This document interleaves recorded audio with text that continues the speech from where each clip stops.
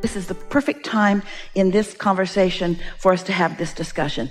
You are talking about what we were just talking about what am I under the influence of when I'm doing the thinking, when I'm taking the action. Because sometimes you're aware that it isn't going the way you want it to.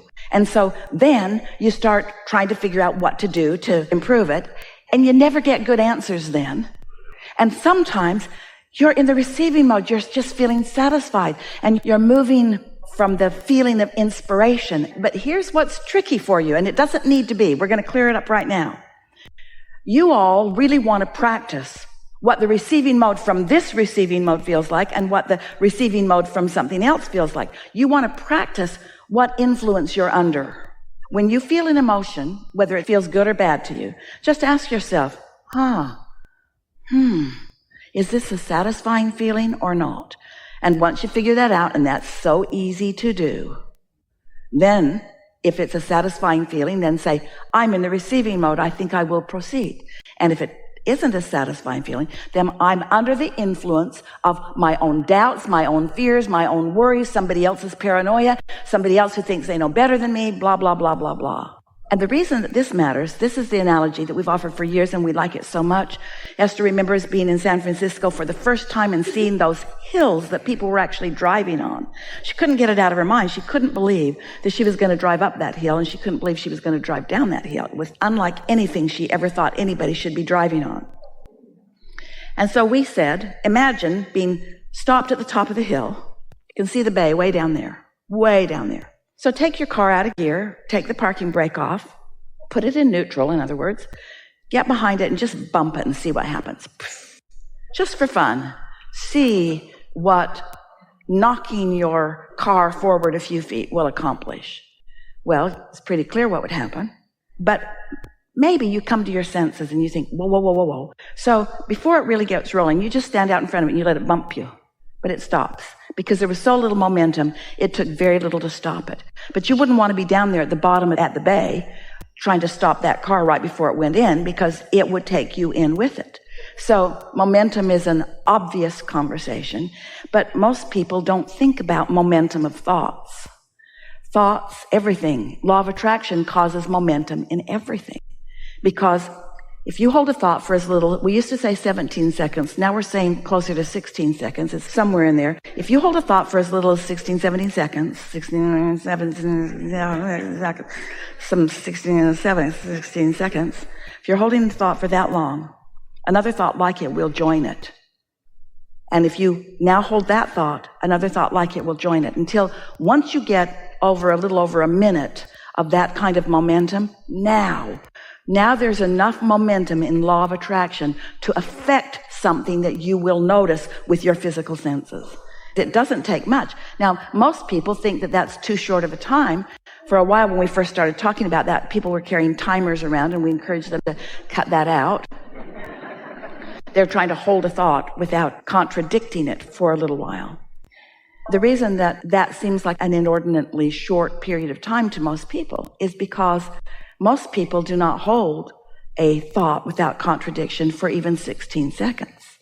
You've got this thought but going on because you've been trained to be so objective, so weighing the pros and the cons and the pluses and the minuses, that you don't really very often deliberately get a thought going. Well, that's why we don't want you to train your thoughts. It'll make you crazy. We want you to care about being satisfied, because that's the response to the thought. And just looking for something that feels satisfying, caring about being satisfied, which is the same thing as saying care about being in the receiving mode, which is the same thing as saying care about being in a vibrational equivalent to everything that you want that's in your vortex. We've been saying you create your own reality, and thoughts create. And you get what you think about, whether you want it or not. So that's all thought, which makes you get a little worried about your thoughts. We see you thinking and then trying to take the thoughts back before law of attraction gets hold of it. Cancel.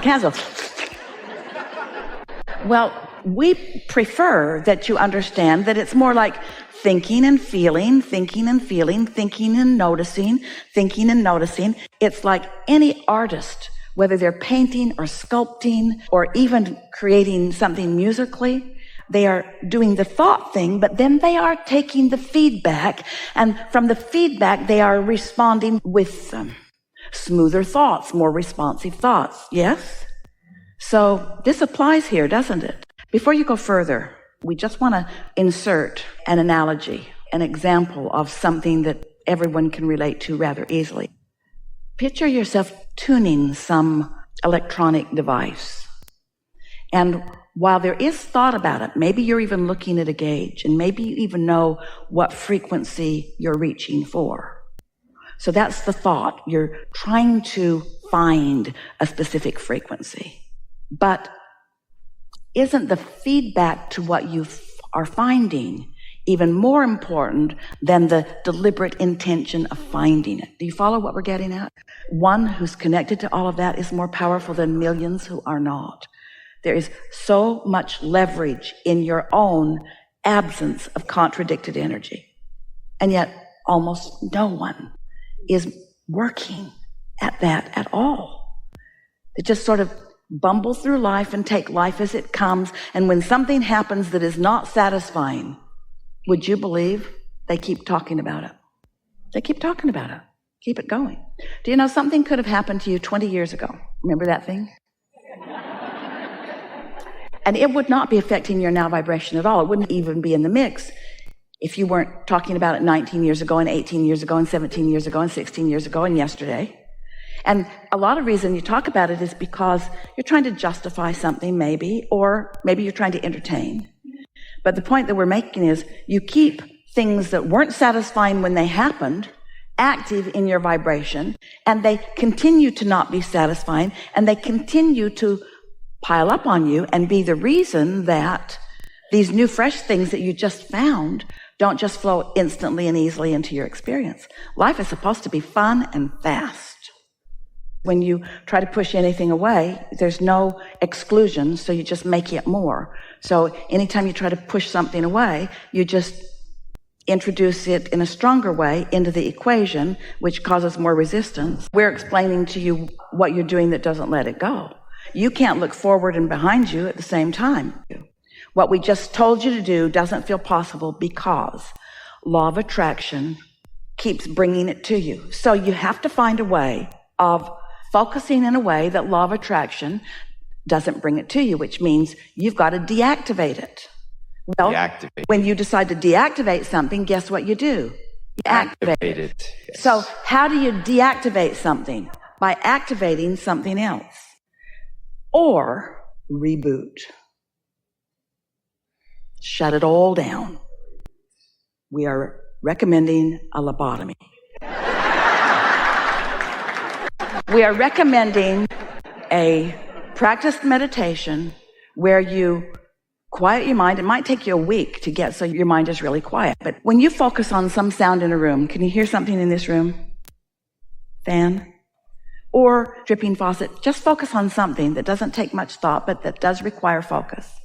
When you focus upon something, and when your mind wanders, then it will go back to focus on that. And when your mind wanders, then it will go back to focus on that. And when your mind wanders, then it will go back to focus on that.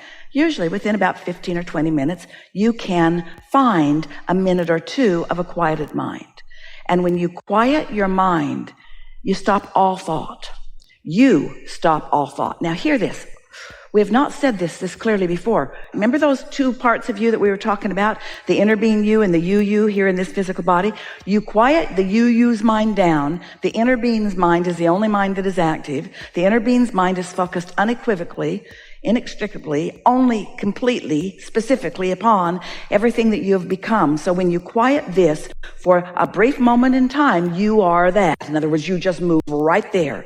Your vibration rises. It's like the frequency of your inner being is a magnetic point of attraction. And when you are not offering any opposing vibration, off you go right into vibrational alignment with that.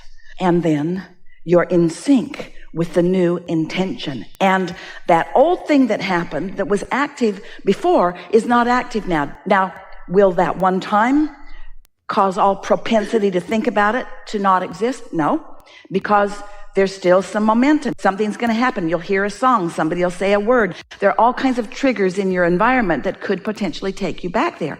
But if you quiet your mind often enough for a week or 2 or 3 or 4 until you establish a new vibrational relationship with the desire part of this subject rather than the lack of desire part of this subject, now it's easy. And then the conversation that we have, instead of it being, oh, Abraham, I just can't stop thinking about that, the conversation will be, I can't even remember the last time I thought about that. It's like it just goes away.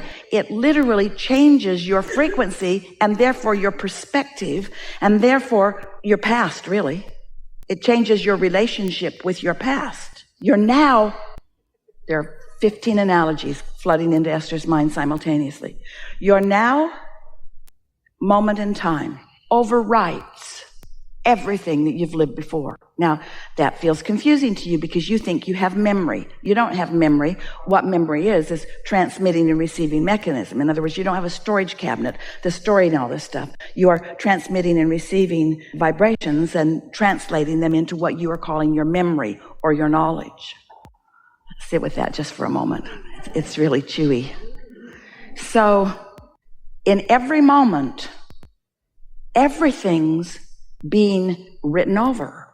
Do you have any computer programs like that override everything that came before? In other words, the now just keeps updating. You make a change and it changes. You know what we're talking about? Maybe not. So, I'll give you another analogy.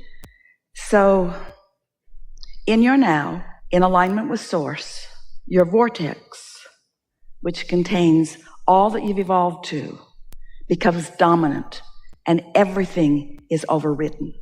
If you have more debt than you have money, overridden. The money overrides it. If you have a bad relationship and a good one in the vortex, overridden. We're not kidding you. You can stay current with your now vibrational reality. So after a while, things that used to be active that you kept updating, you're no longer updating, so they don't keep coming with you.